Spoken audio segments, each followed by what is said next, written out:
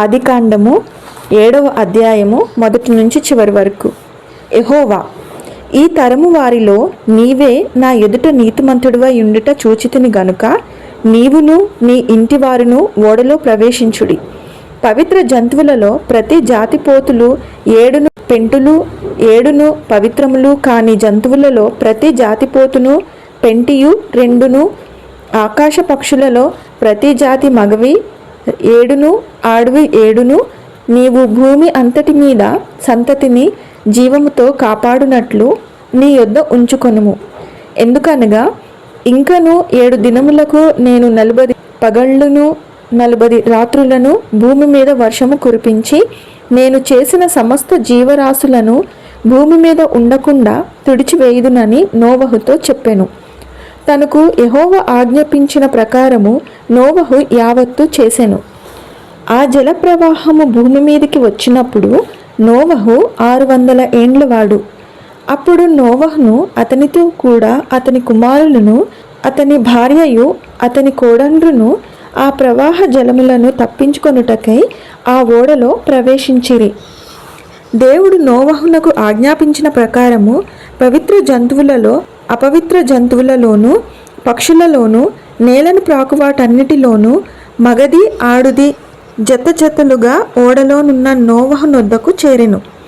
7 దినములైన తర్వాత ఆ ప్రవాహ జలములు భూమి మీదికి వచ్చెను.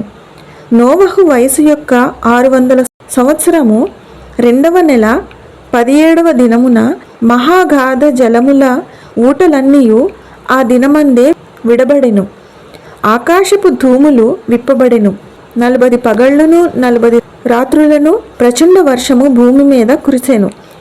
ఆ దినమందే నోవహును నోవహు కుమారులకు షేమును హామును యాపెతును నోవహు భార్యయు వారితో కూడా అతని 3 కోడండ్రును ఆ ఓడలో ప్రవేశించిరి. వీరే కాదు, ఆయా జాతుల ప్రకారము ప్రతి మృగమును ఆయా జాతుల ప్రకారము ప్రతి పశువును ఆయా జాతుల ప్రకారము నేల మీద ప్రాకు ప్రతి పురుగును ఆయా జాతుల ప్రకారము ప్రతి పక్షియు నానా విధములైన రెక్కలు గల ప్రతి పిట్టయు ప్రవేశించెను. జీవాత్మ గల సమస్త శరీరులలో 2 ఓడలోనున్న నోవహు నొద్ద ప్రవేశించెను. ప్రవేశించినవన్నీయు దేవుడు అతనికి ఆజ్ఞాపించిన ప్రకారము సమస్త శరీరులలో మగదియు ఆడదియు ప్రవేశించెను. అప్పుడు యెహోవా ఓడలో అతన్ని మూసివేసెను.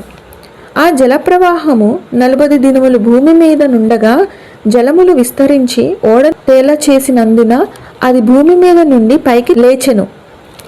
జలములు భూమి మీద ప్రచండముగా ప్రబలి మిక్కిలి విస్తరించినప్పుడు ఓడ నీళ్ల మీద నడిచెను.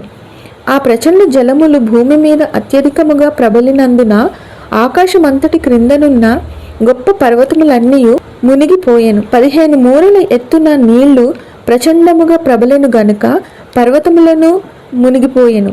అప్పుడు పక్షులేమి పశువులేమి మృగములేమి భూమి మీద ప్రాకు పురుగులేమి భూమి మీద సంచరించు సమస్త శరీరులేమి సమస్త నరులేమి చచ్చిపోయిరి. పొడి నేల మీద నున్న వాటన్నిటిలోనూ నాసికారంధ్రములలో జీవాత్మ సంబంధమైన ఊపిరిగలవన్నీ చనిపోయెను. నరులతో కూడా పశువులను పురుగులను ఆకాశ పక్షులను నేల మీద నున్న జీవరాశులన్నీ తుడిచివేయబడెను. అవి భూమి మీద నుండకుండా తుడిచివేయబడెను. నోవహును అతనితో కూడా ఆ ఓడలో నున్నవియు మాత్రము మిగిలి ఉండెను. 150 దినముల వరకు నీళ్లు భూమి మీద ప్రచండముగా ప్రబలెను. ఆదికాండము 7వ అధ్యాయము పూర్తి అయినది. ఆమెన్.